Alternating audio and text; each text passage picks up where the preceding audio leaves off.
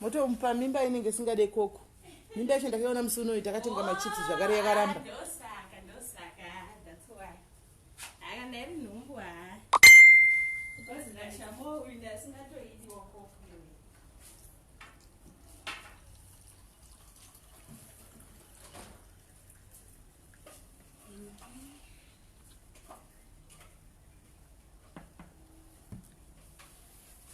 Right, tine situation panapa mai guru. Maini. Ma. Tine situation ndokumbirawo something chekuvhara mwana wekumeso. Mwana uyu she's still under 18 kuti muburise palai. Magrass anoita. Mupe mashedzi kana munawo.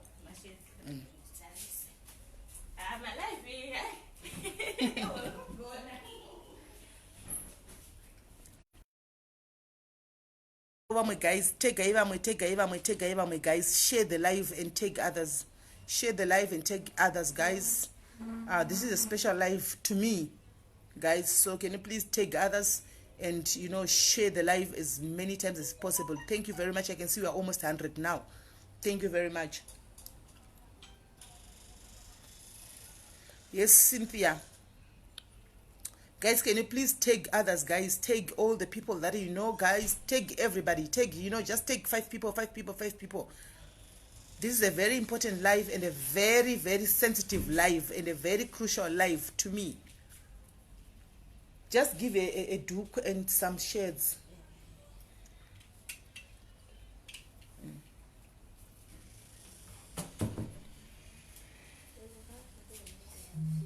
Sarah, hello.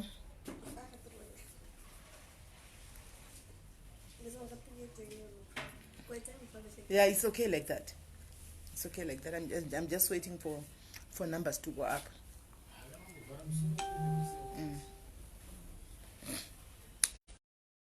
Share it to my other group. Can you please share it to many groups? Hanzi kudyereka indibvise chepisi yacho. Ndanchangoidya pa iri kunaka sei. Ndapinda mubame vaenzi ndapuwa cold drink. Ndapinda mubame vaenzi ndikapuwa cold drink. Rega nditi ndichimwira.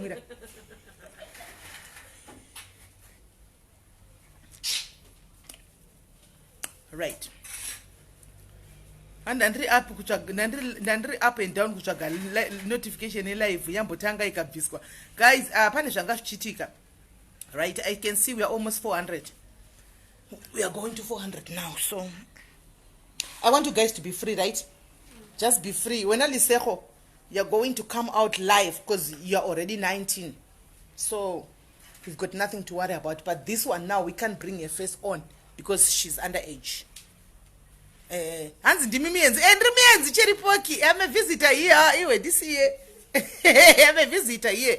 All right, I'm gonna turn my camera. All right, before I turn my camera, guys, let's go. Let's reach numbers. Let's go call others, guys. If you can beat 1,000, then we can start.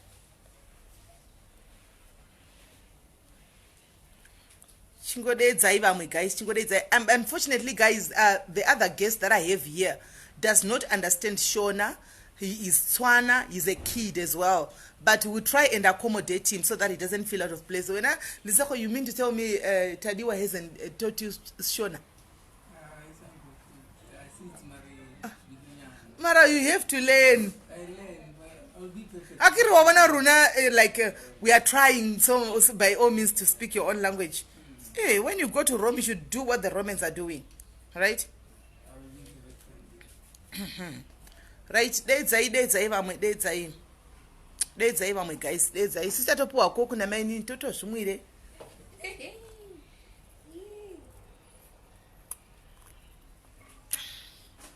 We are 500, guys.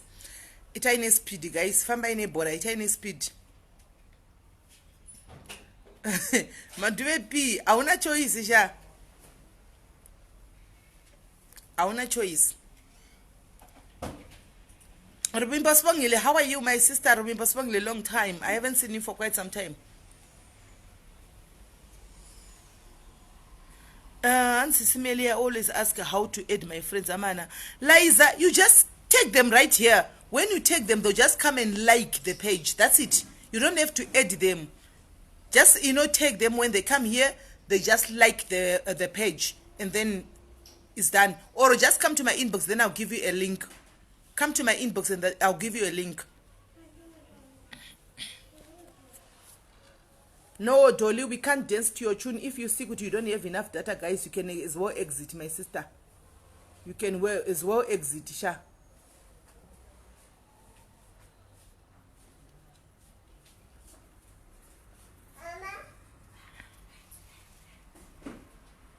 Thank you, Cherry Pocky. Thank you, guys. No, I did not, Martha. I didn't. Can you please share it, Kumvenge, guys? Can you please share it? Kumvenge for me?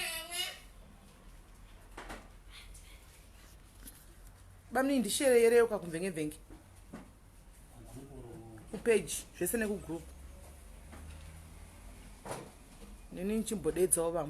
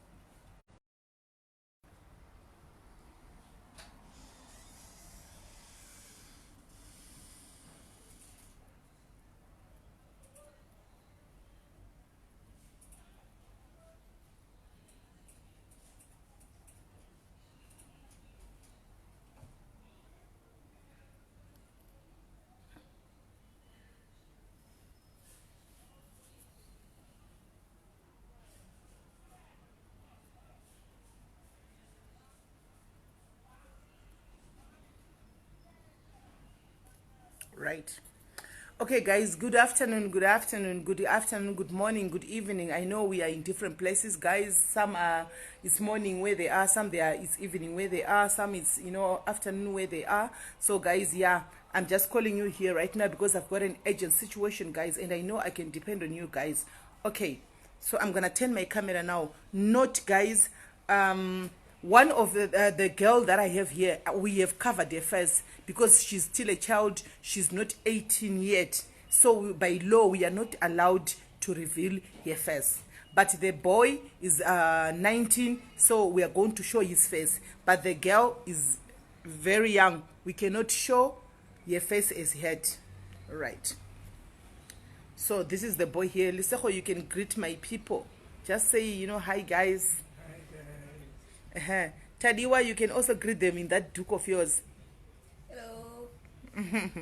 Right. So, guys, yeah. Sorry, and you guys, because of the situation that we have here, we've got two kids here. Guys. This guy is 19. Can you introduce yourself? My name is Liseho Mukheti from Rustenburg. Okay. He is Liseho Mukheti from Rustenburg. And can you please introduce yourself? I'm Tadiwa Nashe from Rustenburg. Right, Tadiwa Nashe. This is Tadiwa Nashe. This is Liseho, guys. So this is the issue that we have at hand, guys. People, when they hear good things, they try and reach out, so that they try and get help, and they try and get, moral support and things like that. So this guy, what grade were you in? 10. Grade 10. Grade 10 is form what in Zimbabwe? Form 3. This guy last year was in form 3. At a certain school. I will not going to mention the school. And the girl, no, the boy is not a kid anymore, but the girl is a kid. Is still a kid. So she was doing grade what? Okay, the girl was doing also form 2 last year. The girl was doing form 2. The boy was doing form 3 last year. So apparently, this zvekudanana vakovana vechikoro kuchikoro handitika sorry, Tadiwa ane nhumbu. Tadiwa ngosimuka mbija. Right, you can see anditi muri kuona. You can see now. You can sit down. So zvelavhu yevana vekuchikoro, vana ava vakasangana kuchikoro handitika ndokudanana. vadanana kuchikoro kuya guys. Mwana uyu munde wedu muZimbabweni, mukomana ndewe muno muSouth Africa. Saka what happened is mukudanana kwavakaita vakazosvika pakuitsana uchi ndobva vaitsana nhumbu. Saka vaitsana nhumbu kudaro pane situation yekuti vabereki vemusikana handitika vakatadza kuzvitambira, vari kutadza kuzvitambira kuti mwana mudiki uyuyu handitika akaita nhumbu, akanhumburiswa nemukomana wamuri kuona ushu. Handimaona mukomana ane 19 zvake asanga achiriko kuchikoro achita grade 10 atinoti kuZimbabwe form 3. Saka vakabva vadzinga mwana musikana. Saka vadzinga mwana musikana handitika vana ava vari 2 vachiendawo kumukomana kwekumukomanawo havana kugona kuzvitambira handitika hanzi cover your legs mainini peokataura or something kuti adiwa vhare makumba ake. Havana kukwanisa kuzvitambira kuti ndo zvaitika kupi zvaitika kumwana wavo. Saka vakabva vadzinga mwana kumukomanawo, vakabva vati because mushona muzimba hazvina kunyatsoita mushe navo. Saka vana ava vakabva vafoswa kuti vari 2 kudaro ndokunotsvaga pekugara. Chimukuku chavo chavari kugara vari 2 vakadaro, vari kugara vari 2 vakadaro. Mwana mukomana haasi ari kushanda kunhonga mabhodhoro, nditi ari kushanda pane imwe tavern zvezvokuti anenge achingoindawo achinonga mabhodhoro opuwa ma2 imwe yekungodaro daro yaya guys. Musikana mimba maiona zvina zvina kumira zvakanaka antimazviona. So ndo situation yatinayo antimazviona. So musikana anotaurawo nyaya yakewo kuti pane zvakawanda zvakaitika, baba namba havasi kuda kumuona. So akazoitawo reach out kwandiri musikana uyu mushure mekunge audzwawo nevamwe kuti ndiri muzimba and tinombobatsirawo vakawanda. Ndobva vandifonera, ndosaka maona ndisiri mumba mangu nhasi. Ndatokumbirawo mumba mababa munendava mune wifi mudhuze kuti tiite reality show. Kana muine vana venyu vari padhuze vadedzei. If you've got kids vari padhuze guys, uyai nevasikana vana venyu vasikana vaone situation yandiri kutaura. Handitika uyai vaone situation yandiri kutaura ishi. Vana ngavauye vadzidze, ngavauye vaone. Saka vauya pano kudai so situation yacho guys, I have been to their place where they are staying guys. It's not nice. It's not nice at all. It's not nice. How old is she, the pregnancy? How old is the pregnancy like now?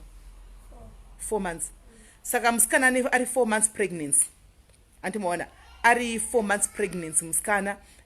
Mukomana guys ndizvo zvokungoti vakutogara chimukuku chavanogara. How much do you pay chimukuku chenyu? 200 rands. They pay 200 rands as their rent for their accommodation. That's a small shack that they are staying in. Do you have a bed in that shack? Something nje. And you don't have it. It's just that small bed, nothing else.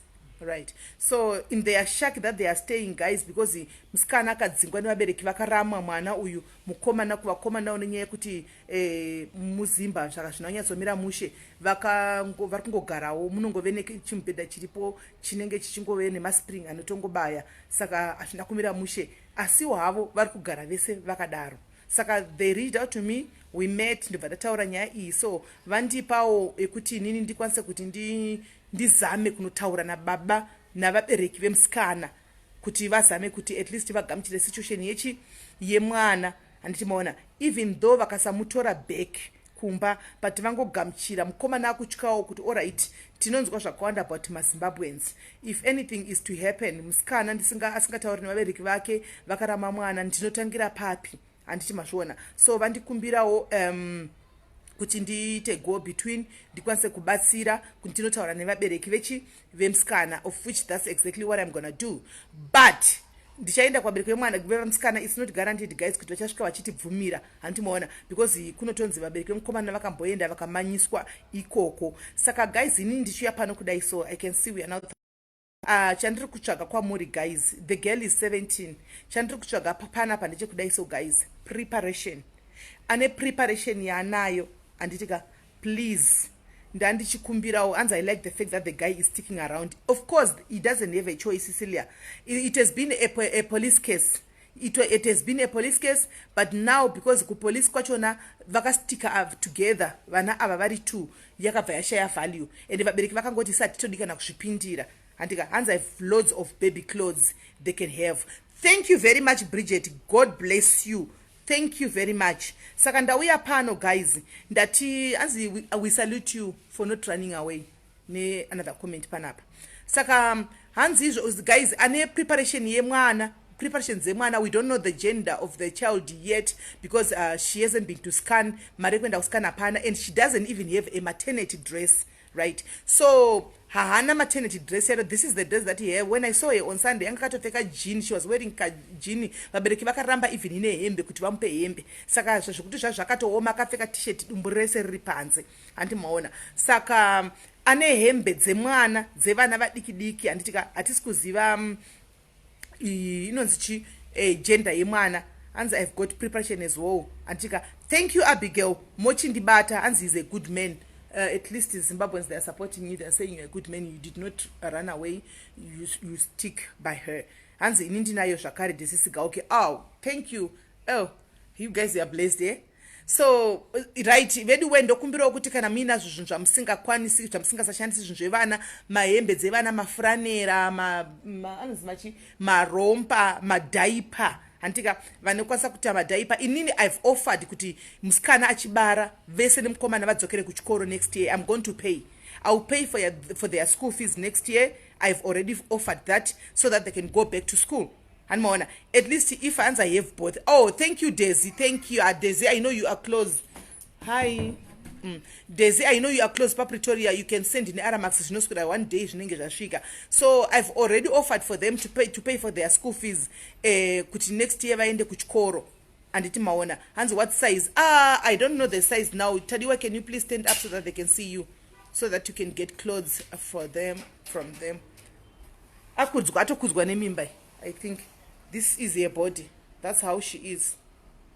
Ndo sharish. And maona. Neutral colors will do. Ndo sharish. I think kuma 32 and 32 I think ansagara kupasa 32 so next year mskana chinga bara ovadzokera kuchikoro anditika mukomana osara nemwana mukomana chinda kuchikoro muskana akapedza muskana osara nemwana mukomana odzokera kuchikoro. I have already offered anditika kuti ndibhadharire vese vari 2 kuti vaende back to school, vaite go back to school vana ava vari 2, right? Saka chandiri kuda anzi inbox me later. Guys, makawanda muri kuti inbox me. Rather you inbox me and then we talk than kuti ndiku inbox because ndizokukanganwai.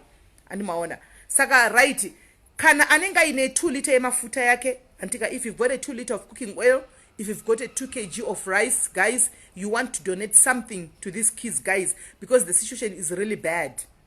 The situation is really bad. Une prema ya usinga sashandisi, antika une tauro remwana ra usinga sashandisi, antika please can you send them to me? Come to my inbox, I'll give you the address. Even shakananuka kushika. I know it might take time in the post office because post office is cheap, right? It might take time. It might take as long as a week, right? A week, but eventually they will be here. And then tino mupa and timaona tino mupa and so ndo zvandauya panapa kuti tiri tinzwisise andimona. So I don't know, guys, if you've got any questions that you want to ask them or whatever that you want to say to them, guys. Hanza anobara this year. Yes, anobara this year. Then next year over aenda kuchikoro. Antimaona. So 32. Body yake yanga fake 34, 32, size 32. Now we've got scores coming in. Hello, guys. Hello, SIS. I'm good, and how are you? I'm good. Vana vari ku side kuti? Vari ku Rustenburg. Ku Rustenburg. Yes. Okay. Inini ndokwanisa kumupa hembe dzimwana. Okay. Thank you very much, my sister. Bless you. Okay. But ndinoita sei kuti ndikwanise kana kuti dziende? Post office ndo yati kutaura kuti yaka inochipa inokuchipira. Antiwana. Nichi. Uri kupi yo? Ndiri mu Cape Town. Cape Town. Post office zvinogona noka zvacho kusvika maybe a week or 2, but zvinosvika. Post office inogona chicha kana 200 rands, then zvova zvasvika. Oh, okay. So okay, hold on. Hanzi pane munhu ari kubva kuCape Town ari kuya kuRustenburg anobvuma kubatiswa. Okay, pana bamina andinawo pana panzi tinogona kuya kuinbox kwangu and then tokumbira munhu iye kuti abatiswe mumubatise hembe idzi mosangana wompa ouya nadzo opa kuna bamina kutizozitora kuna bamini vavo. Oh, okay. So bamini vachona vanokwanisa here kundibata panhamba dzangu? Alright, rega ndibve ndavapa nhamba dzenyu. Oh, okay, report. Thank you very much. Bless you. Okay, thank you. number it. Right, so guys, already we have some of the baby clothes coming in. Tine dzimwe hembe dzevana dziri kutopinda, guys. So 30 and 34 will be perfect because she's pregnant. I don't know, maybe mashia handisi kuziya. So but mupfupi andi mazviona mudiki itori body yenhumbu ishi handimaona, kana kutumira nepepu handimaona, kana kutumira nepepu hanzi is 50 rand. Okay, pep, there you are guys. Pep hanzi is only 50 rand handimaona, hanzi is only 50 rand. Saka you can send nechi ne 50 rand handimaona motumira. So guys, ndanchi kuapilawo zvakare for us to give them. Yes, tichavapa. You guys, have you ever been to the clinic? You haven't? Yes. So you don't know how much is needed for you so that she can get checked at the clinic. Yes. Imari clinic kuchekiwa, public clinic. Yo. Right. So if, at 4 months, I think she should be today should have started, going to clinic by now. Angade atonyoresa. Angade ya register ku clinic kuti adi hanzi ndine ma baby towels. Shalini, you can send them ku clinic. Angade at 4 months angade ya register clinic. Asati va register because apana mari yache kuti va register clinic, guys. Andi maona. Apana mari kuti va register chi ku clinic.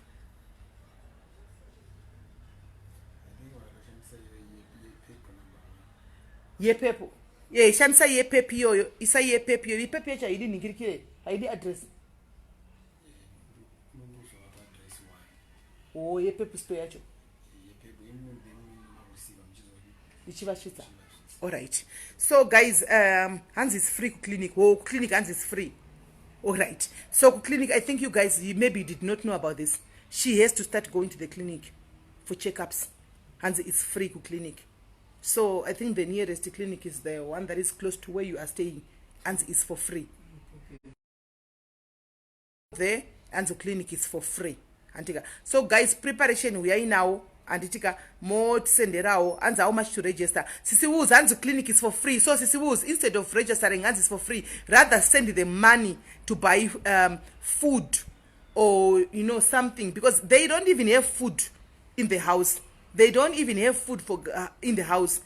This guy is not working as well. He has been trying to look for a job, but with no luck. Antimaona. So you can rather send them that money so that they can buy, food to eat or pay rentals. Yavo. Antimaona. Bakabadara even in advance. You said it's 200 rand, right? Yoshak. If they can pay 200 rand, if bakakosa badara even 3 months in advance, it can cover them. Antimaona. But she. Hans, but they need passport. Oh, do you have a passport? Oh, damn it. She doesn't have a passport now. So what is going to happen? Who's not passport? Okay. Mune birth certificate. Okay, ana passport, but ana birth certificate. And how much is needed? No, we are not saying we need this much. What we have, Lynn, what we have, yaunayo shoma yoyo, just send it to them. And havana kana phone. You guys, do you have a phone? They don't even have a phone. Vasha, this a phone. Whose phone did you use to call me? Oh, they did ask somebody for a phone to call me. Saka havana ne phone yacho. Havana kana ne phone yacho. Yekuti phone. Havana kana ne phone yachona. Antimona. Lindsay Harmony, in already I'm doing my part, my sister. You don't have to remind me. I'm already doing my part. My sister. Some of the things that you don't even know. Auntie Mawana, I'm already doing my part. It's just that I cannot come on. I'm not somebody who comes on Facebook every time and say a lot of things about my life and about what is happening around me and things like that. Right? So guys, yeah. Guys, varukuda kubatsira vana ava, be it money or what. Now, if they are to send money, where are they going to send it?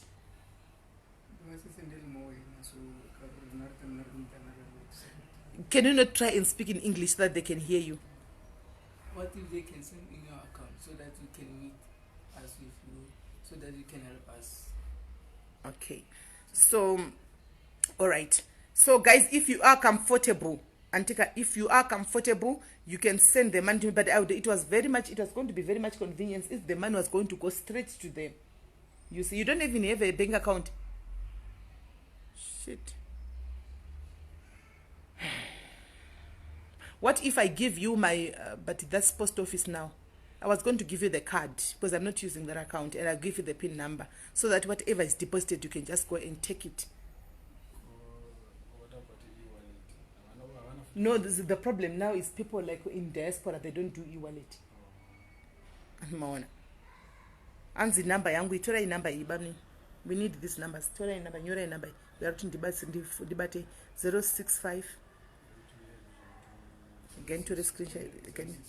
9520 9691.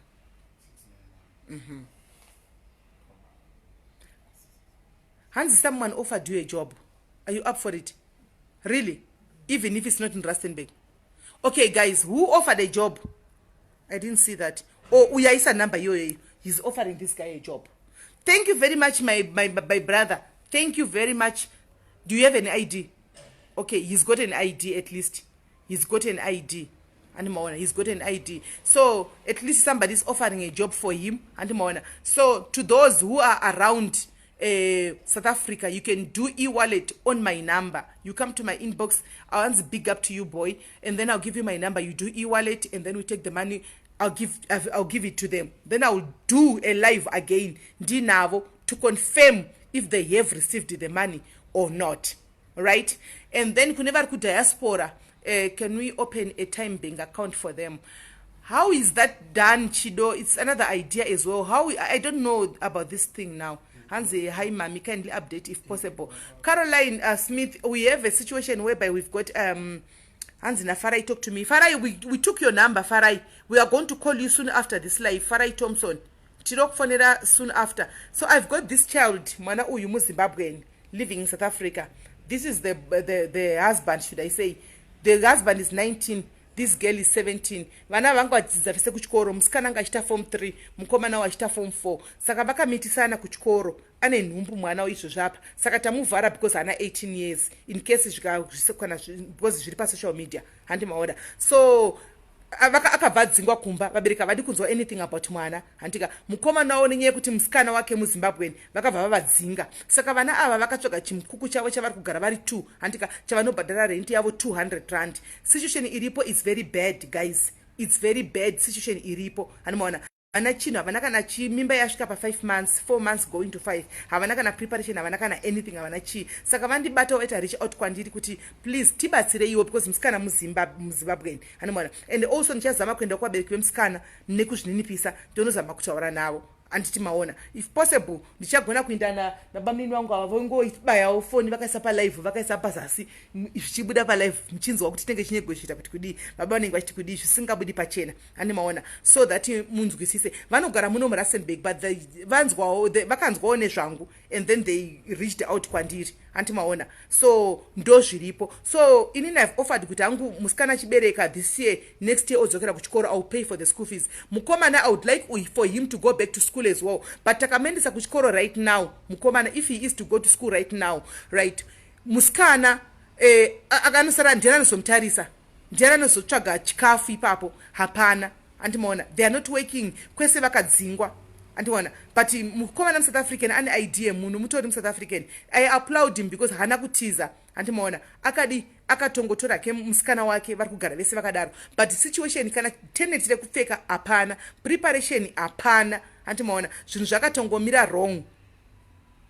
andimaona zvinhu zvakatongomira wrong saka ndozvandawirawo pano pane masisters angu macousins angu mafriends angu mabrothers angu kuti okay guys ngatibatsirei vane hembe dzevana dziya andidza vanadzo matauro maprema hembe iye musikana uyo hatorina antimaona hembe dzemukomana zvakare mukomana you can stand up lise so that they can see they can even give you clothes as well antimaona mukomana ndi muri kuona size yake antimaona then kuno kwavaite night school slick row antoenda kuchikoro straight azvina basa kuti akaita mwana antimaona so mukomana uyo if you can also bless him with clothes antika just grace him with clothes also to wear it will be fine shoes tadiwa isize ani wati buzako size 5 shoes andimaona boots dzemwana musikana uyu size 5 and mukomana 6.5 going to 7 6.5 ne7 the guy mukomana muSouth African guys mukomana muSouth African vari kuti e-wallet number yangu ndiyoyo 064 895 4837 064 895 38 ndizvo 064 895 4837 ndo number yangu. So guys, ndoda kutenda nerudo rwenyu antika this is the issue. Do you have any questions that you want to ask them guys before we drop? And every comment I'll follow up munhu wesatane something chanacho tatitumirai nepepu hansisimeli chi is 064 895 4837 e-wallet. You can do e-wallet and spin it. Network now because of Zuka, what is doing? Hello?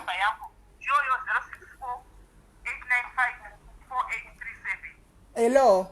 Hello? Yes, manje ndakuzvinzwa ndichitaura mufoni menyuka. Mati? Ndiri kunzwa foni yako ndiri kutaura mufoni yako ime.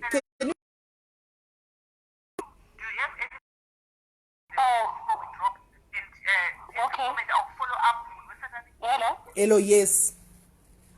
Ndarwadziwa zvakanyanya sisi. Yeah, tese. Vabereki havafaniri kudai, tiri kunyika yekure, ungadzinge mwana nekuda kwekuti ane pamuviri. Aiwa zviri kudai. Ndiri mumidrand ndine DD. Hanzi pep store, hanzi mukatumira nepep, hanzi if you send nepep. Pep hanzi inosvika. So what I'll do, ndisenderei message kuinbox kana chanotsvaga navanda address andiye pep store. Ndinotsvaga address yekupep ndokupai address yachona nemafull names angu. Mutumira kupep indotora dishi racho ndinovasvitsa remwana. All right. Thank you very much. Okay, bye. Bless you.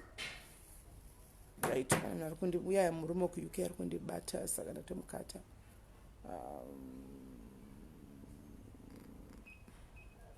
Right. So guys, you see, we've got an urgent need. Panoda kubatsigwana guys, ngatibatsiranei anditi maona. Panenge pachida kubatsirwana, ngatibatsiranei.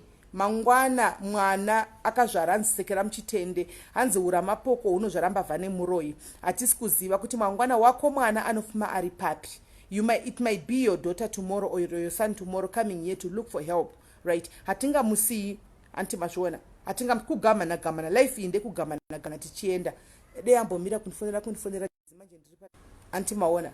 So guys, zvandapina number 1 yekuti vanhu vafona.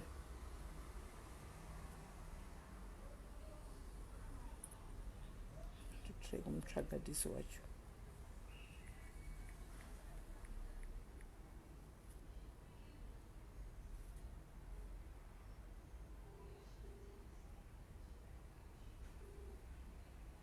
Daisy. Hello? Manje unofana pafuna ndikushandisa pa live kan inobva yakata live. Oh, ndaita mistake. Ndaidati arika kudononda something. Friday ndikuyeko saka vanogona kubatana neni free transport ndouya nawo. Because ndiri kunza zvinhu Friday. Ndaita mistake. Bless you. Yeah. Thank you very much. Good girl. Okay, saka paina ari kuda kuuya nezvinhu. Ini zvangu ndakatotarisana nazvo izvozvi zvitori. Thank you very much. Saka kuuya nezvinhu anondibata then Friday ndomupa transport ndogona kumatorera kana kuti Pretoria town ndouya nawo. That's good. Thank you very much. Yeah. Okay, thank you Daisy. Right. Saka guys, vari Pretoria, those who are in Pretoria, Daisy is offered to come herself here on Friday from Pretoria. She's driving to Rustenburg. So all those who are in Pretoria who wants to donate something, guys, I'll give you the phone number ya Daisy. Mobata Daisy. Antika mopa Daisy zvinhu zvenyu. Kana kuti moya na Daisy wacho. Antika tonovapa tese vana ava kwavari kugara. Anti maona. So munogona kupa Daisy zvinhu zvenyu. Kana ivo vari kumidrand muJoburg, you are close to Daisy. Tumirai Daisy. Andi maona tumirai Daisy ati ari kudriver kuya ku Rustenburg kuno kune Friday. So if she comes kuno ku Rustenburg mukapa Daisy ari Pretoria padhuze, then she'll bring the stuff ane sambutre motikari yake, and then we hand over the things to what, to these kids. Ani maona hanzi Rosi hembe dzemwana, madhaipa, chero chigubhu chemafuta, sipo yekuwacha, chero chaunacho, majira rekufuga, a blanket. If you've got blankets, you know, that you want to give out, please send them. If you've got blankets, you've got baby clothes, you've got shoes, you've got whatever that we have. Antika vari kutoloja vana ava mumukuku ava nawo, vari kuto kapu, maplates, andi maona kapu maplates chauri kuda ngopawo kuti vakwanise kushandisa iyo mukuku wacho vari kugara vangoshongedzawo uite mukuku unoonekera. Andi maona uite mukuku wekuti mvura vachimwawo munhingikiri iyo zvisi tiri kutomwa koku musikana haasi kumwa mimba yake haisi kuda koku iyi koku yezvo koku yangu yandakatobata iyi musikana ari kumwa mvura yake mimba yacho haidi ini nemukomana tisiri kuzvimwira haidi koku yanatengerwa nabamnina mimba yemusikana haitodi koku hanomaona wambofunga kumble inimba yako inofarireko irataini pregnancy yako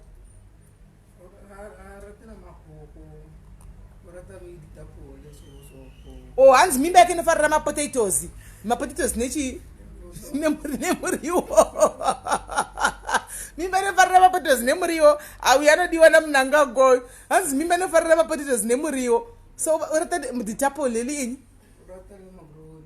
li makaroni keki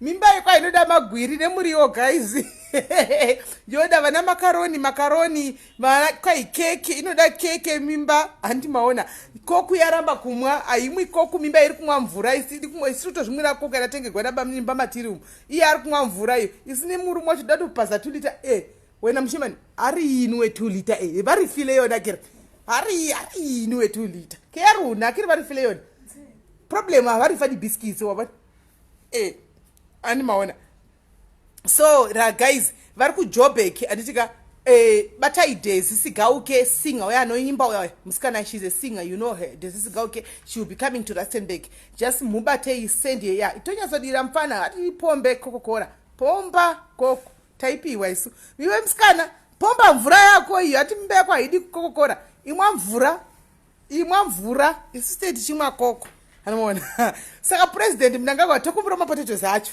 nemuriwo wacho vamunangagwa tipewo mapotatoes mimba inoda mapotatoes iyi anomaona saka kana une chisaga chako chemagwiri andimaona chauda kumutumirawo how much is the sack of potatoes chita mari how much is that 75 rand a sack of potatoes. All right, I'll buy for you before you go. Right, ndichavatengera chisaga chemagwiri but guys kana mchidawo kumutumira hanzi 85 rand chisaga chemagwiri tumira 85 rand mimba inyatsodlawo chisaga chemagwiri ichi inyatsodla chimagwiri mimba iyi andimaona ndo zvainoda and then kana une macaroni spaghetti macaroni sendai keki mariko 60 rand 70 rand 80 rand mwena shoprite upo senda 80 rand yacho adyewo andimaona keke rachona andichimaona so hanzi kindly share with what I don't send any message so I'll see it after Hans, I love this boy. May you prosper in life. Thank you very much, guys. Also, I love him. I love this boy as well because he didn't decide to run away, guys. Remember, he could have run away. He could have ran away, guys, and there was nothing that was going to happen. Ndo makezi zekuti mkomana notiza mai vabereki vodzinga mwana kumba musikana onzi kune mwana akanongwa mvabwe nakazviura yakazvisungirira kana kuti akafa kana kuti akaita ngikiri akaita zvanenge akaita antimazviona ndo makezi acho saka ndangofarira kuti mukomana akaramba aine musikana wake vakatosvika pakutega tinotambura tiri tose takagara edu muchimukuku macho hanzi Lisako is a sweet father, yes, and I believe he's going to be a very great father as well. Anomaona so arikuda kumupa basa ya Lisako does not mind kuti muSouth Africa muKurustenburg kana ndekupi ingomupai basa anoshanda. I think you'll be able to work kana nguva yazotiwo yakwana kuti areza mari yekuenda kuchikoro. Hello? Yes, madam. Muri sei hanzvadzi? Ndini Thompson ndika ati ada kupa mukomana uyu basa ka. Okay. Saka ndachida kuti nditore madito zake zita rake zita surname. Okay. So that I can put him through my interviews ari kumangwara so that I can put him through kuti tochena yake gare iri ngori ipere available. Thank you very much. Muri kupi mimi? Ndiri kuJoburg ku Mayfair. But shop yatiri kuvhura new and kuvhura pachina. You are opening a shop, all right. One take electronics. So we need you need about 4 assistants. All right. So we will be doing nothing just to assist my customers vanenge achipinda nekubuda. Saka manje panenge iye since you be from Rustenburg, he doesn't have anybody that he knows do you have somebody that you know in Joburg? Accommodation. He can stay with me for the meantime, yes. Maybe a month or 2. Okay, that's great. That's good. So they want your full name so because the interviews are tomorrow, so that they put aside your name already. You got a job. It's got it already. Lisako Matthias. mukheti. Alright, the guy anjazi uyai ku-inbox kwangu ndobva kusendera madetails ake ku-inbox kwachona. No problem. Alright, thank you very much. Saka muri kuti mangwana auye kuJoburg. If it is possible for him to ask him one time, then data live chimona ashigari. Alright, saka achiuya anosvika tokupa tomupa namba idzodzidzi okufonera achisvika muJoburg mobva mamugamuchira imimi handitika. Then it's fine. Thank you very much. Alright. Bye. Torai number it's only phone after. Right. Saka, thank you very much, guys. We've got people who've got a good heart. Guys, already the guy has been offered a job to start tomorrow. To start tomorrow. Saka, we'll try and make sure kuti mangwana aenda kuJoburg. This guy, Mr. Thompson said he can stay with him for a month or two. Meanwhile, while he's looking for his own accommodation. Anenge achitaka ita off oya kumdzimai. Is it safe kuti papa pamunogara tadiwa to stay to be by himself, by yourself, by?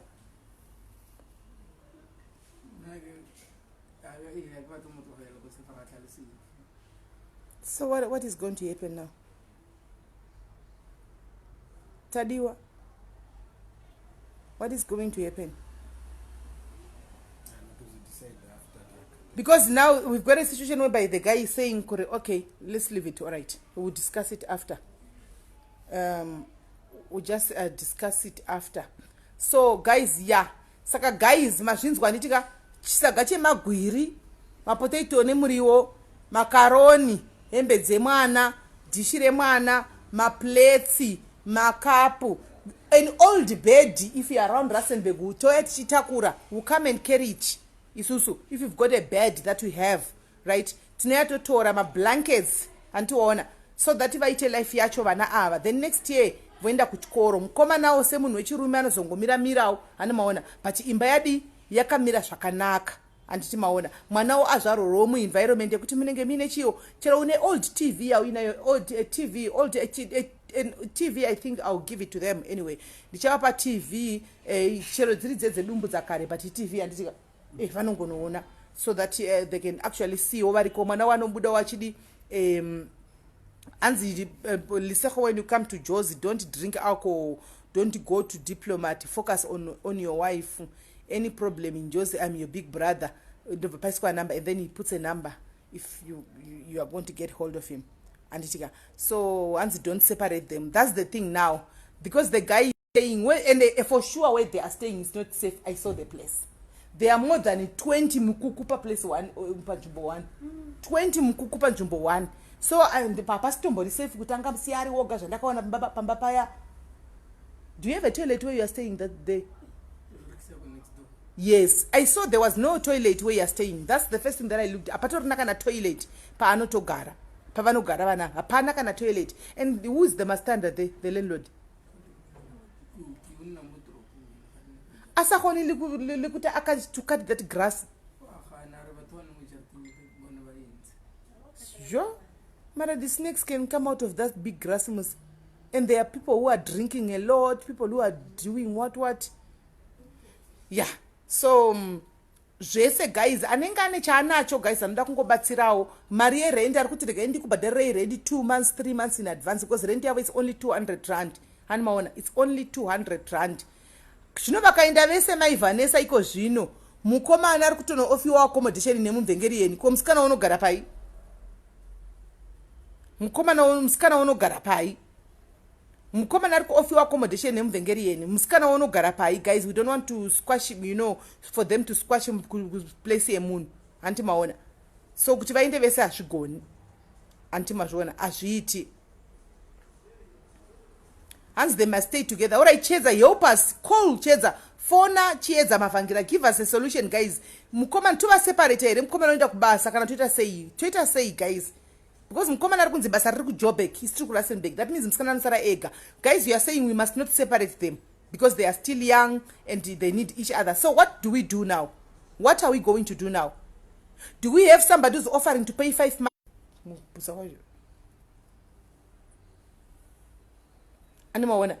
So what are we going to do, guys? Just call. The number to call is 073 742 4987 saka todi because pamba pari kugara musikana hapasi safe zveshuwa pamba pari kugara musikana hapasi safe zveshuwa separation is not an option zveshuwa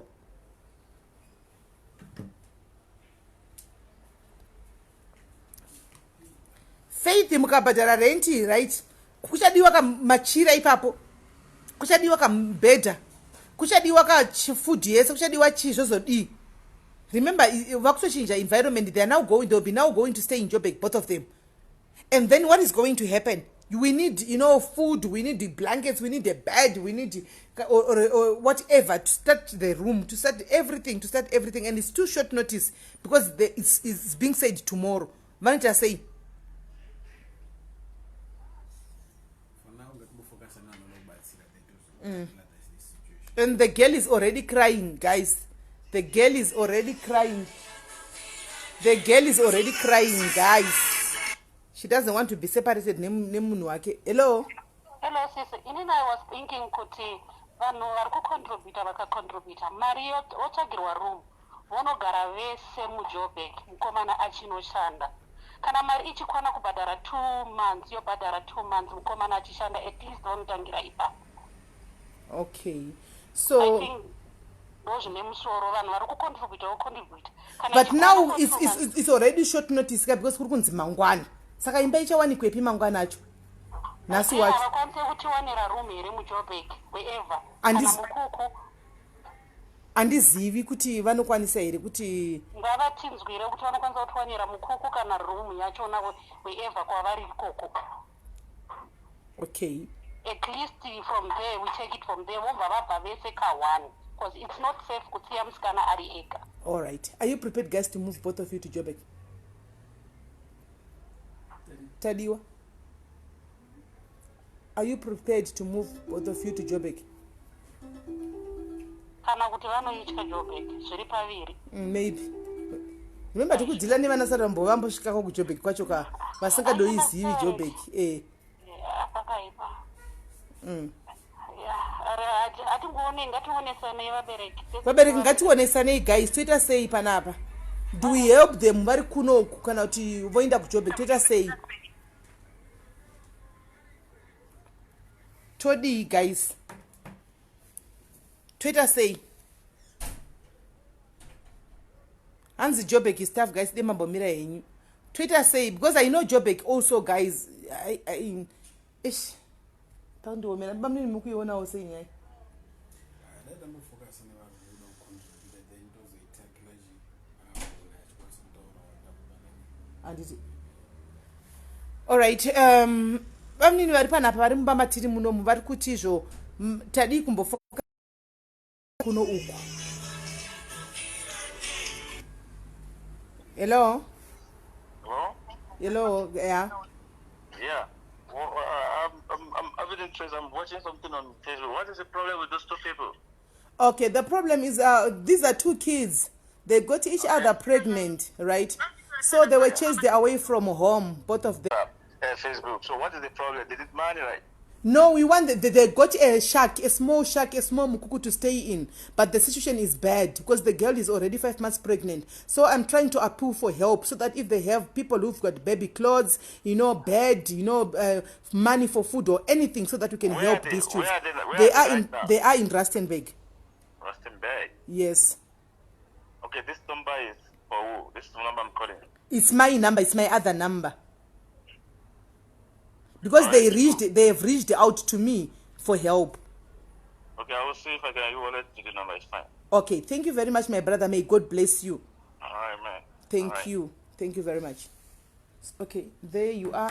Somebody saying his e-walleting is not from Zimbabwe, but she is married to a Zimbabwean lady. So, guys, we've got another guy, and this man here, can you please put some love and likes for him? He's married to a Zimbabwean lady, but he's not from Zimbabwe. So he said he's going to e-wallet some money for them so that they can buy food or whatever they can buy. I don't know. So can you just please, guys, put some love and likes for him, guys? We've got good people out there. We've got good men still out there, right? Thank you very much. Not all people can do this, guys. Not all men can have the heart of giving, They understand that this can happen to their kids tomorrow. He does understand that this can happen to anybody else, This has happened already, so we don't have to talk about it. Let's move forward with these kids. So thank you very much, my brother. If you are watching, I see you are watching. Thank you very much. Bless you. So guys, yeah, I don't think right now guys, it's an option for them kuti vaende kunogara kuJoburg just like that, you know, because it's short notice tingovaburitsa just like that tingodaro. I think it's rather teacher again ngirikiri. I see your wallet this way. Let me check.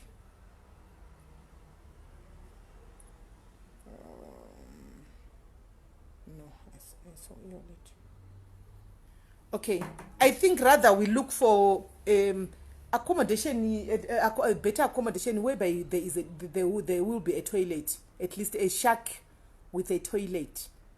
You see, if you can get a shack with a toilet at least, because remember very soon the baby will be there. What are you going to do, you guys, with a small kid, no toilet where you are staying?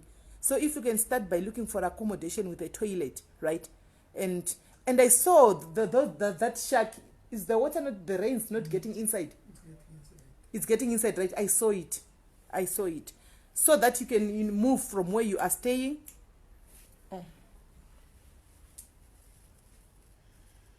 Hello? Hello? Hello? Hello, muri right here. Tiri kukunzwa muri sei? Tiri right.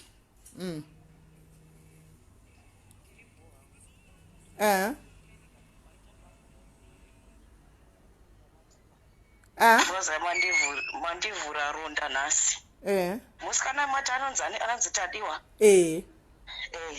Tadiwa kana uri kundinzwa kana uri kundinzwa ini pandiri panapa. I've been through what you're going through and I was exactly the same age.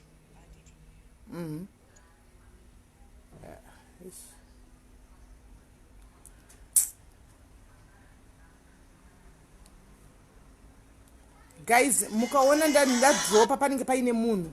Hello?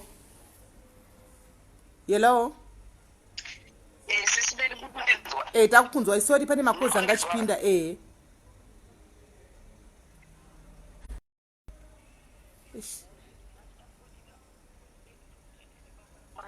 In Monongo is 16, you know.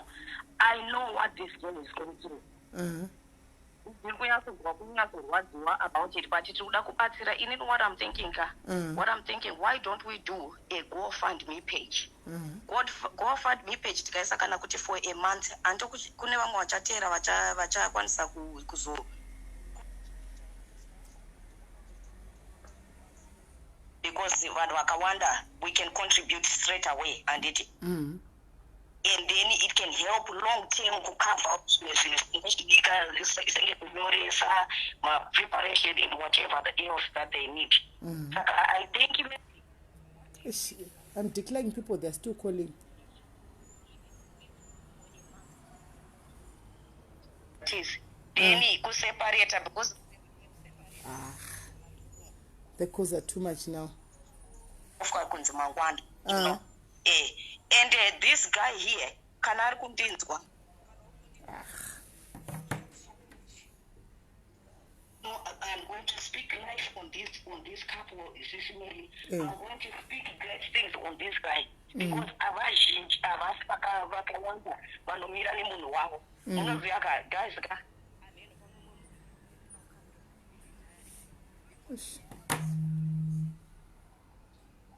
no, I know exactly what Tadiwa is feeling. I know exactly what she's feeling. I've been there myself. Guys, please stop calling. There's somebody on the line. Can we just give each other a chance to call? Let's give each other a chance to speak, guys. Let's learn to talk to our children about sex.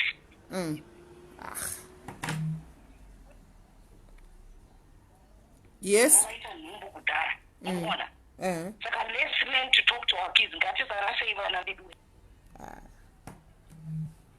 Guys, please, if I am dropping your call, it means there is somebody on the call, on the line. Give us others a chance to talk, guys. Give others a chance to talk. Eish.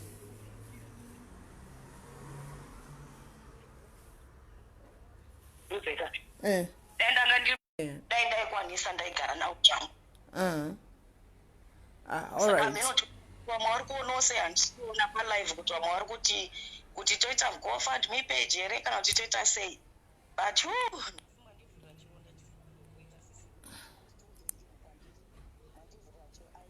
I never thought I was going to cry like this. But anyway, maita basa SIS MELLY Mwari wakubatsirei nemoyo wenyu wakanaka. All right. Thank you so much. All right. Bless you, Kwan. Thank you. All right. Okay. This is somebody who's suggesting that we do a GoFundMe page, guys. Antika, once it is a GoFundMe page, so that people can just put whatever that they are contributing in that GoFundMe page, and the GoFundMe page can be used tomorrow as well. Antimaona. So anchazive manje, guys, kuti Twitter say, I don't know now, what do we do? Guys, if can I drop a call here into drop because there will be somebody.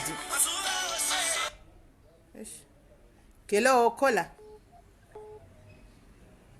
Caller, hello. Hi, Melly. How are you? I'm good, and how are you? I'm good. Melly, I'm thinking kuti vana vaka.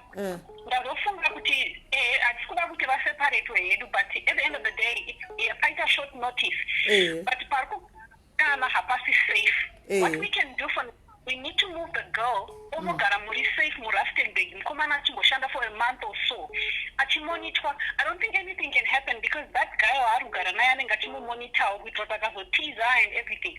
And it. For now we just need to make sure the girl is safe. I'm very much willing you know the area.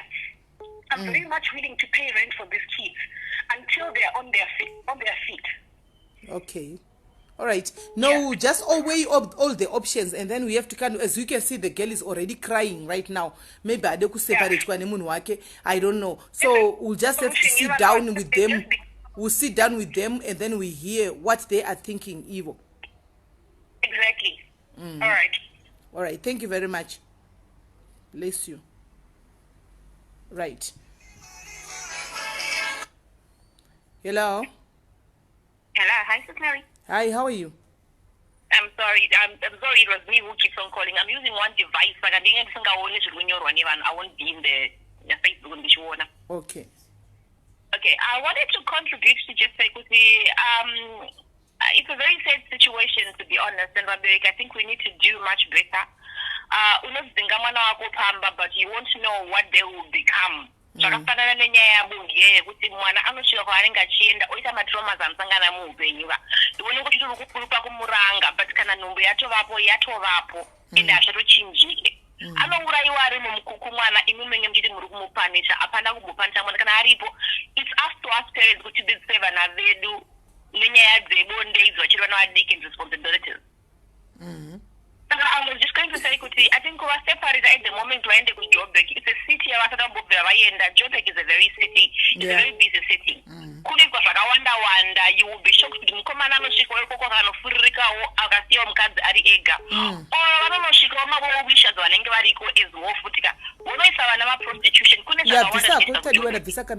You can remove I removed the camera from you.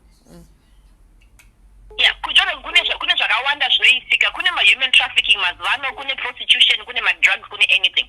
Mwana anoenda kwaasingazive kusina ariko, imi mudzima uya futi palive inonosarira imimi. Ndozvanachida kutaura kuti right guys, for instance mukomana aita tingaende kuJoburg mangwana unosvika unobayiwa nebanga kuJoburg kana kuti something haizodzokeri imini here. And remember this is already on internet. This is already on internet. Haizodzoki kwandiri here. Andiko zvine zvandisina hangu nzvimbo space and ndenda kumbotanga kutaura nemurume first and things like that, but kwakusina dekwakuchitoripo ndisina mboyavhera ndauya navo pano palive. Because remember kuti zvinhu zvekuti vangondifonera nhasi and kugari kwakashama kuti kuchitori nevanhu vanenge vagara vachitoripo vanitori nemasituations avowo but yokuti haasi agent. But kungashaiko kana room iri nani muimba peri kuti panenge paino somebody vanogona kuvatoro ini vobhadhara mari kuti vobhadhara mari imomo vasigara muroom but at least pamba panenge pari safe. No room, I don't think you can get a better room right that side. Kwavanogara inyaya yemari ndofunga vavakaopta pe200 apa because of mari room iri nani inokwanisa kuwanikwa yekuti vanogarawo pane toiletiwo panenge pari safe pari secured. Animaona inenge ichita approximately how much can it be liseho? 6 to 700 rand 6 to 700 rand zvakanakawo vari secured handiti maona saka isusu semacousins tikangoitawo kamudeme tikavatsvagirawo kana 5,000 rand inokwanisa kubhadhira almost to 5 months apawo basawo tichitsvagawo that's what I was thinking izvozvo kuti if you can pay in advance for 3-4 months it's for 3-4 months and then tichitoita zvokutsvaga basa muno mulocal maybe nesuwo togona kutawo space handi maona exactly they are familiar with Rustenburg exactly nesuwo vari muRustenburg maybe you can have a space ewo kwedu then tobva tangochiuya upinde imomo handiti maona because ndo nzvimbo yavari familiar and also ndakutotyirawo kuside kwangu this is on uenda kupoita something konzi mai ava takavaona vachitobudisa fesi yavo panhingikiri palive toda mwana wedu vanhu vemuno ndatopinda bhisi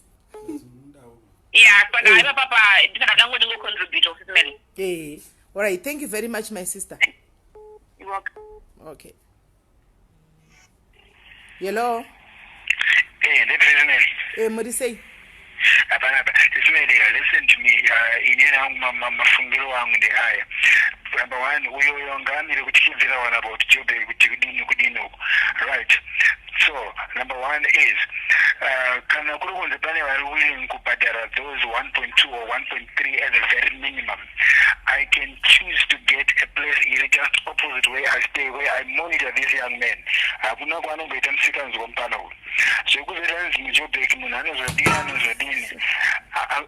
Unenge wangosangana nazvo isti takapinda tisina kutoziva tangova tine ma10 years mazwa unoona kupinda nazo ukasangana nazo ukapinda futi ukagaramo hapana naproblem yaunowana kuseparata vana ava vari 2 uyo mutana achanakirwa neJoburg inofaya ndikunyepera achatanga kuenda kumabroadway uko anokangamwa mwana wedu saka whatever zvifanira kuitwa munhu ngaafambe nemunhu wake iri ngauye ndomugarira pasi pandomuona kuti apo tomupa mapoto namainema kuti apo itamba handiti vachida kuona tv vanouya usaina wopinda woona tv kumba kusvika at least akukwanisa kuita kumba handida akatarira kuita murume ngaafambe nenyanga dzake at least apiwa platform yekuwana mari ngauye kuJoburg mupano akanoona basa we'll take it from there. Ko naiba mindagi ko ini kusaidi kwangu zvinhu izvi zviri painternet right now mukomana ouya zvinhu zvinongowanikwa anything zvinongoitika muJoburg poita incident yekuti awana tsaona ariko ndindaburisa vana vandavaitsvakira basa Joburg haizondidzokeri here. What I would then suggest in that regard would be kuti izona handidi kuzvino muri kuuya nesolution isviti kuvabereki vachona kuti kuvabereki kunonetsa kako hakusi kutangika kutsikiki zveku kwese hakusi kutsikika kako kune hondo itoriko yevabereki vaviri ava zvokuti hanzi even mapurisa akatosvika pakutoitadza hanomuona uyu vemuno ava vanotongowina because vanenge vari vanhu vemuno. At the end of the day SIS-MELLY chaita kuti mimi mufonerwe chaita kuti muunganidze vanhu 600 right now chaita kuti muunganidze vanhu vese vari tagged ndiMwari handiti and kana zvinhu zvanzi naMwari zvinofanira kuitika zvinongoitika whether bereki wacho vanoda wahwadi because vabereki vacho vakadecide kuzodivorce out of mumalives yavanhu ava and that boy is 19 years old. I mean he's constitutionally an adult. Isu tiri kuti isusu kungovaseparata bezi mufana anogona kunakirwa neJoburg because akakangamwa mukadzi wake. Izvozvo zvokuvaseparata izvozvo isitazo zviramba zviite kuti tivaseparate. Number 2, mukadzi wake anogona futi kuita stress vanhu vafanira kudanana nazvo vari kunongera vanodanana anda stress akaita BP achingofunga kuti bhebhi wangu the next thing takuringwa rimwe dambudziko. The solution kuti basa ravepo munhu ngaapiwe chirauro chekunoraura because yes anopiwa solution yekuti apiwa chekutyika nhasi mangwana so kuzoona panozvarwa mwana panodiwa zvakawanda hapana pamutanga mushinga pamalive muchiti nhasi tauya vana vava havana chakati nhasi yet pauya option yebasa. So here's what I'm going. If there are people who are ready to at least fund kuti mwana anga aine rent yachona, it's fine. I'll get in a place here right opposite where I stay, where I can actually monitor him. Of course, I cannot monitor him 24/7, but at least I can monitor him to the best of my capability.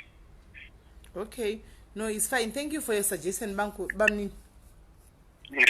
Sharp. Right. Guys, we want to close this show now. Is there somebody else who wants to call? One more caller, and then I'll drop. Aripo ere umwe arida kufona patori ne 7 missed calls ana ungachipindana makozo. Right, tigare pasi tiite solution guys, kuti toita sei tiite zvokuya ma-options. Ndo zvatovepo panapa, tiweye ma-options. So toita sei guys, pana here ada kufona kana kuti ndokata zvangu live. So guys, kune vese vabvisa something handitika vacontributa vachibvisawo chavabvisawo, dzingave hembe dzevana vari kuJoburg, batai Daisy Sigauke atari kuya kuno kune Friday. So she will be coming here on Friday. Kana uya kuno kune Friday, kana uine chauruda kumupa, you can give it to Daisy wacho obva uya nazvo ne Friday kuno. Hello, hello,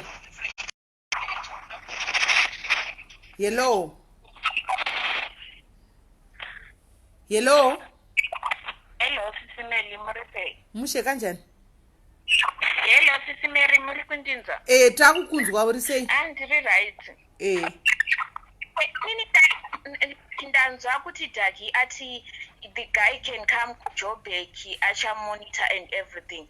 But I think kuti the guy oenda ku Joburg, it's a wrong decision because mangwana nyaya ichawira imimi. So what we can do, we can help them find another place and then also pay rent for them. Inini ndicham inbox aiku pa Facebook.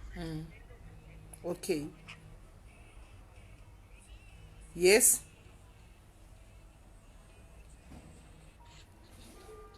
Yes.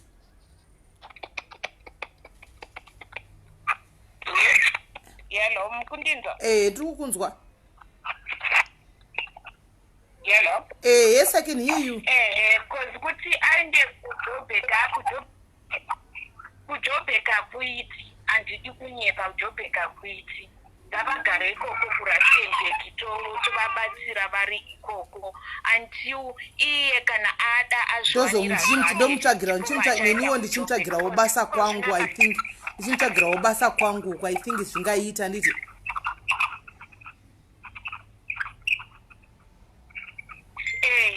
mutsvagire ikoko basa and then we will help you kuti maybe for 5 months. I will inbox you and then totaura kuti rent yacho toita sei. All right, it's okay my sister, thank you very much. Don't mind my SIM number. Ndiri mu South Africa. I'll call you with my SA number. All right, it's okay. Thank you very much.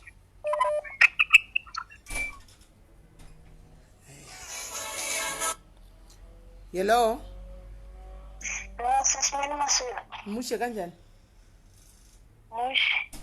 Ine mafungiro angu ndifunga kuti dai vana vambosiwa vari panzvimbo 1 kusvika imo muRustenburg.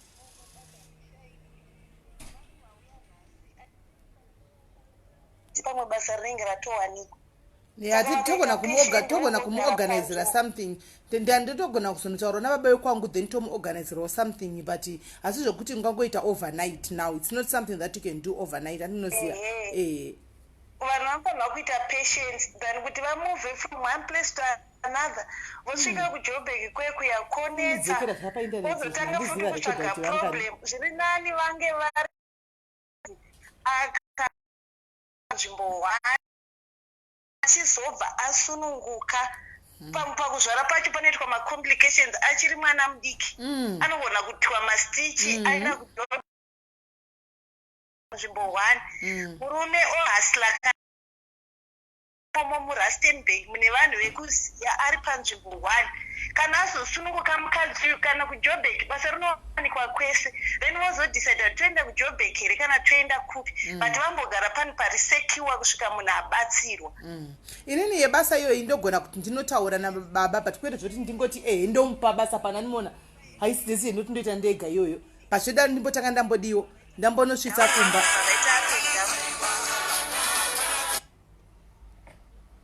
Anti maona. Hello. Hello. hando contribution yangu iyo kuti dai vambogara panzvimbo 1 vambomira kuita touring kunzi vaende Joburg vaende kupi Joburg hakusiri kwega kune mabasa imo murustenburg mune vanhu vakatouya kuzoshanda mune mamainuko anotsvagawo zvekuita kusvika munhu asununguka vozotangavo kufamba munhu mwana wevanhu azvara at least pamwe vabereki vake vanorerutsa mwoyo vanozosvikawo pakuda kuona mwana vari padhuze than kuti mwana onzi ngaaende kure kuJoburg. All right, thank you very much my sister.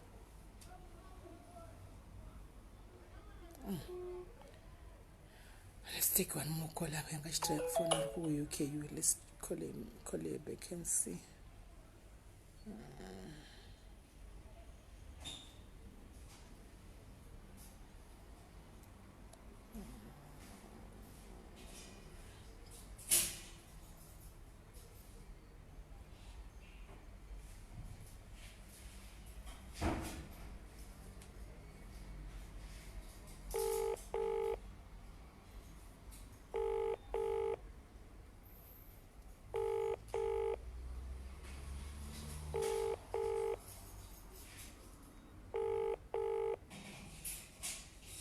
Langa chindifonera direct.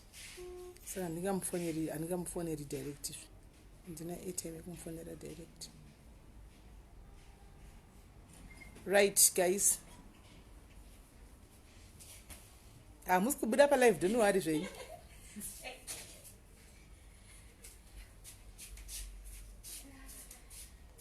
Andimaona. So yeah guys. So thank you very much guys for nese vatambanudza maoko avo guys ndibatei kuinbox tione kuti zvaita tionotasvitsa papi antika vese vatambanudza maoko avo guys mangwana it could be your child, it could be your daughter, it could be your son. Izvi zvakadai zvinowanikwa izvi anomaona chazama kugarawo pasine musikana. Hello. Hello Sis Melly. Muri sei sister? Hello. Hello muri sei? Musho ndiri pao. Musho ndi Sis Melly ere? Ndivo. Okay. Sis Melly. Ndakupai 1000 rand. Oh, thank you very much. For rent. Oh, thank you very much guys. Ndakupai 1000 rand. Ndakutumidzira 70 pounds. Oh, so you guys, you see, you already got this one is all right. Right now, like now, she's sending 1,000 rands. Like now. Family planning. Oh, all right, Sis Melly, thank you. All right, thank you very much. Please, family planning. Bye bye. Okay, all right. Tadiwa vara kumeso murumo wakwanwa kutenda mukadzi.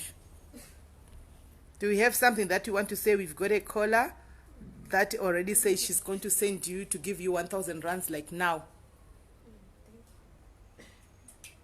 We really appreciate it. Thanks for everything you've done for us. Okay, so the guy is saying thank you caller for everything that you have done for them. They really appreciate. So yeah guys, thank you very much. Anyway, so manje caller, let's hope kuti aningirira ndiro save number dzake, otherwise ndozotaura naye kupi. Right, so guys, thank you very much. By the way, tabatana vaskana, come to my inbox, let's negotiate, let's plan kuti zvinhu zvinouya sei kana uine chauinacho, and then totangira ipapo. Let us sit down and plan kuti mukomana oita sei, because nenoda kutofungirawo kusaidi kwangu manje Joburg ndoiziva pakanoitika anything unoona ha inondidzokera kwembai vayanga vatsvakwe ndiri izi kuwanikwa vane vabereki aninoona ndiri izi kuwanikwa ini nikonzi ndo vakaisa mwana wedu apa inodoba nepfuti chaiyo mwana inondivinga mai mwana ndoya ndikatsvakwa nepfuti chaiyo andimaona. Saka I think the best way is right now is tigare pasinya sona toita sei nemukomana. Maybe I can go ndonotaura nababa vekwangu anditika, and then kapoitawo something ovadi okwana ikoko anomaona kuti akwanise kuzvibatsirawo at least anomaona. So yeah, anza koku yapapi koku tiri kuifamba sha iyo koku iyo tiri kuifamba kuti tingarega kufamba kokutadi.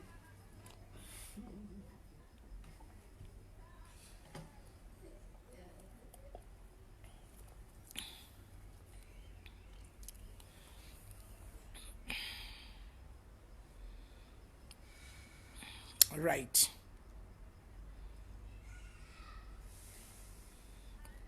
Okay guys, thank you very much guys.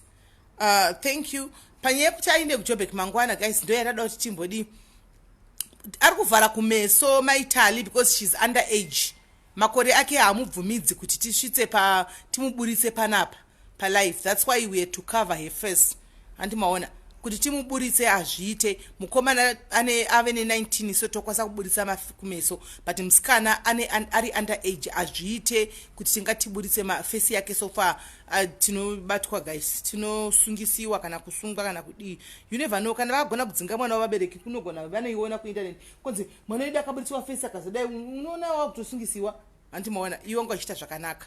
Antimaona. So that's why tamuti musikana ngafare kumeso because she's still underage. Antimaona hana 18 years. So guys, thank you very much guys. Chirega tigare pasi tuone kuti Hansi Melly inform the parents for I'll try to do that Jews like now. Kana vakanditeerera kana kwada kundiwa zvino vari kuramba musikana muZimbabwe. Ini muZimbabwe vanononditeerera.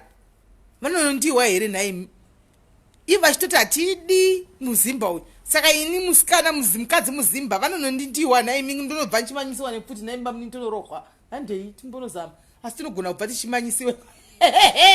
Tinopfeka mashoti ekumanya kana zvaipa. Togona kubva tichimanyisiwako. Kuti mazimba aya adzoka pamba pedu ende pakaipa nyaya idzi dzakaoma.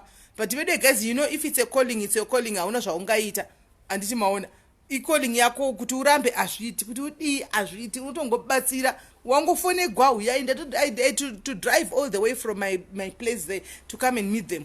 Anditi maona vanaita bamnini vandinoshanda vari padhuze vamumvengereni vakati patipindei mumba mangu mune wifi because ndanda kushiya kuti handina data mune imwe foni. Zvino vanhu vanofona pai. Andimaona vakati aiwa mumba mangu mune wifi handei. Andimazviona. So saka tapinda mumba mnini. Saka na vabereki vachinge vadi ndichishuwa rosi masasikwane rafu ndo pandiri kuhla ipapo.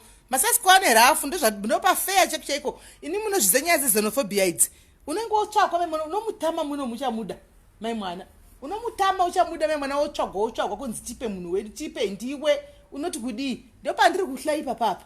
Ini apa de kuchikwe vana vemuno voga vanai vakaita zvinhu zvavo amboti naimbo zvipindira but paita kamwana okumusha kwedu ushu ndo saka ndazvipindira.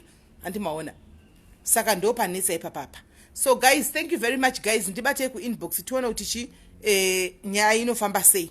Andimaona. So yeah guys, tobatana pachirongwa chinotevera mangwana tichitaura nechirongwa chedu che-HIV and AIDS. Tomorrow we're going to be bringing in guests who have been living with HIV, vamwe from birth, vamwe for the past 10 to 20 years. We need to educate each other about this thing because it's like other people, right?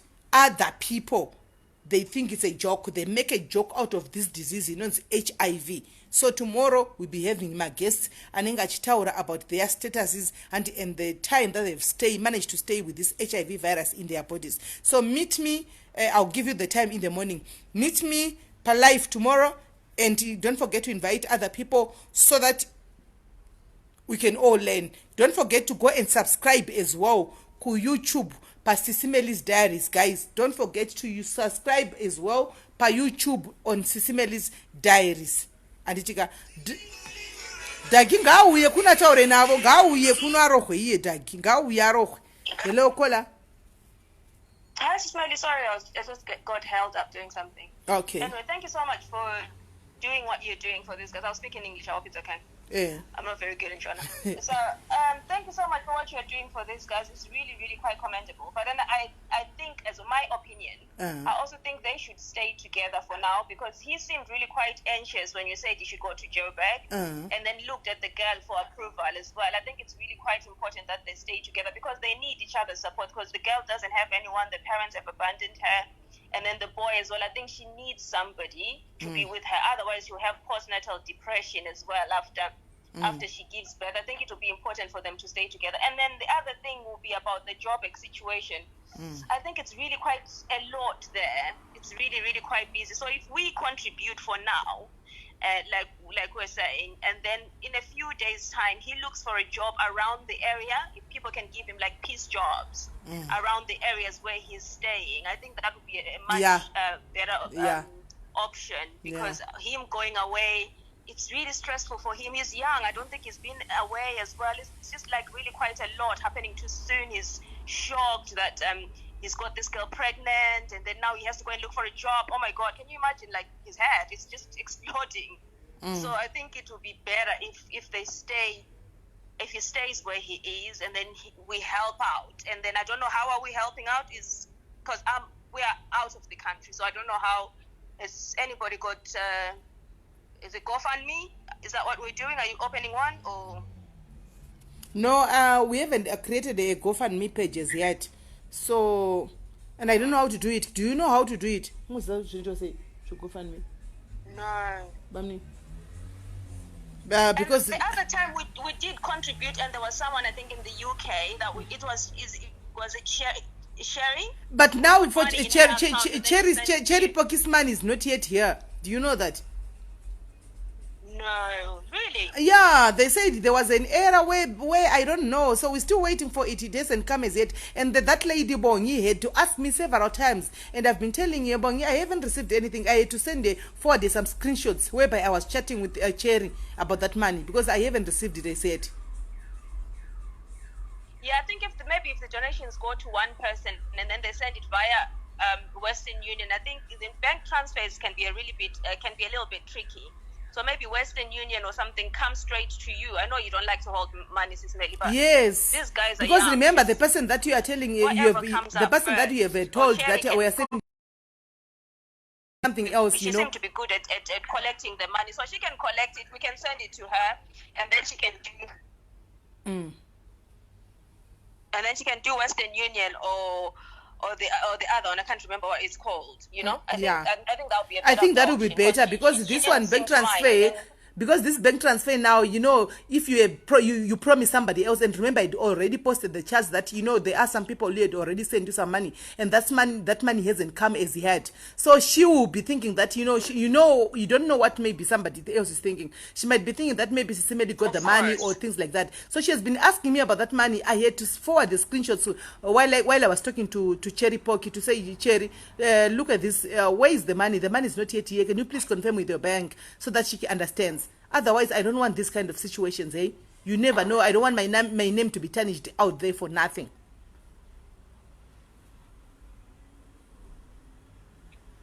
For nothing. No, I don't think she would think that of you, because you're already contributing to other people as well, and you are doing this at your own will with your own petrol and everything. But I think MoneyGram or Western Union are the best. The MoneyGram is not expensive. It's like about a pound to send the money.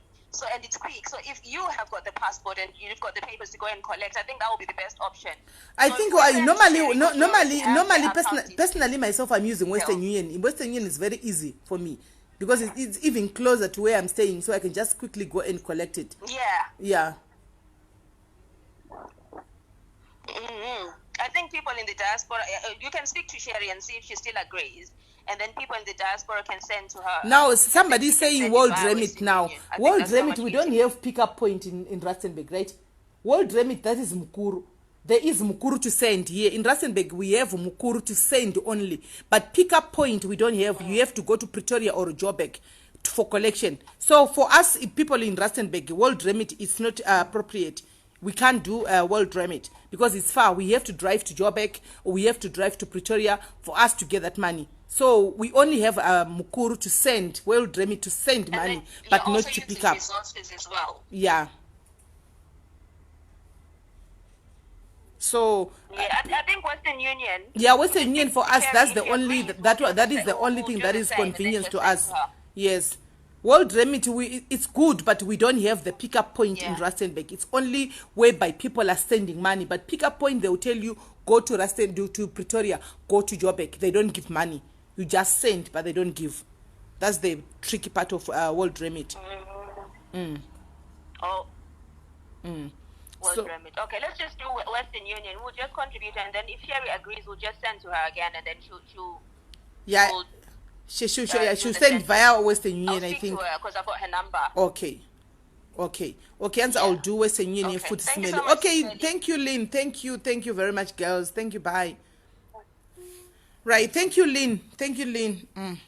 So, guys, Yes, the bank transfer, Vanessa, that's what they did last time. But now this is what it has taken up to close to 2 weeks now. We haven't received anything. She had to ask the World Remit there in diaspora, and they said there was a mix-up in numbers and whatnot and whatnot. I don't know. They had to start the process afresh. I normally know World Remit bank transfer is easier when it normally takes 3 days. But this one, 2 weeks. Still now, I haven't received that money for me to give it to Bongi. And the Bongi has been calling me left, right, and center, thinking that I've, done something with the money. I had to send the screenshots that were coming from UK to say, Bongi, look at these screenshots. I haven't received any money yet. The money that I sent the screenshots is not here yet. So I don't know what happened there in UK. I'm not sure what happened there. But the money hasn't been here. And the Cherry Pocket, the lady who sent the money to me, she knows. I have all the screenshots when I'm asking her, Cherry, please confirm with your bank, because normally when I'm getting money from my own friends in UK, it normally takes 3 days, 2 to 3 working days, bank transfer. So this one, I don't know what happened. You see the problem. So guys, yeah. Thank you very much, guys. Later. I'll see you later, guys. Come to my inbox and then we can talk about it. Bless you.